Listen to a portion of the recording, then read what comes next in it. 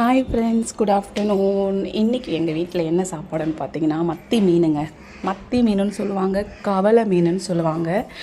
அதுக்கு எப்படி கவலை மீனுன்னு வந்துச்சுன்னு எனக்கு தெரியாது. தெரிஞ்சால் கமெண்ட்டில் கண்டிப்பாக சொல்லுங்கள் ஃப்ரெண்ட்ஸ். அதுக்கப்புறம் பார்த்தீங்கன்னா மத்தி மீன் போட்டு காலையிலே குழம்பு வச்சுட்டேன். அதுக்கப்புறம் சாதமும் வடிச்சிட்டேன். பசங்களுக்காக சிக்கன் வாங்கிட்டு வர சொன்னேன். என் ஹஸ்பண்ட்கிட்ட அவர் வாங்கிட்டு வராரா இல்லையான்னு தெரியல. அதுக்கப்புறம் என்ன வேலை பார்த்தேன்னு பார்த்தீங்கன்னா, என் ஸ்னோயிங்க, அவன் பேர் வந்து ஸ்னோய். அவனை குளிக்க வச்சேன். எங்கள் வீட்டில் இருக்கான் பாருங்கள், செல்ல குட்டி பையன். இவன் தாங்க என் ஃபஸ்ட்டு குழந்தைன்னு நான் சொல்லுவேன். எனக்கு கல்யாணம் ஆகி ஒரு 6 மாதத்தில் இவன் தான் வந்தான். அதுக்கப்புறம் தான் என் 1 வருஷம் கழித்து என் பையன் பிறந்தான்.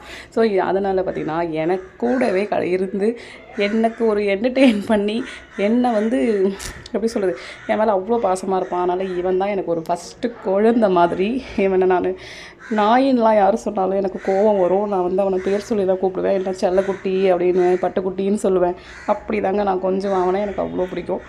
ஸோ அவனை குளிக்க வச்சேன். இன்றைக்கி குளிக்க வச்சு அவனுக்கு மீன் குழம்பு எதனா சிக்கன் எதனா வாங்கிட்டு வந்து அவனுக்கு செஞ்சு கொடுக்கணும்னு நினச்சிட்ருக்கேன். ஸோ குளிக்க வச்சு இங்கே பாருங்கள், மான்சி அவன் கூட ஜாலியாக விளையாடிட்டு இருக்கான். பாப்பாவெல்லாம் ரொம்ப பாசமாக பார்த்துப்பாங்க. இவன் உங்கள் வீட்டில் இந்த மாதிரி செல்ல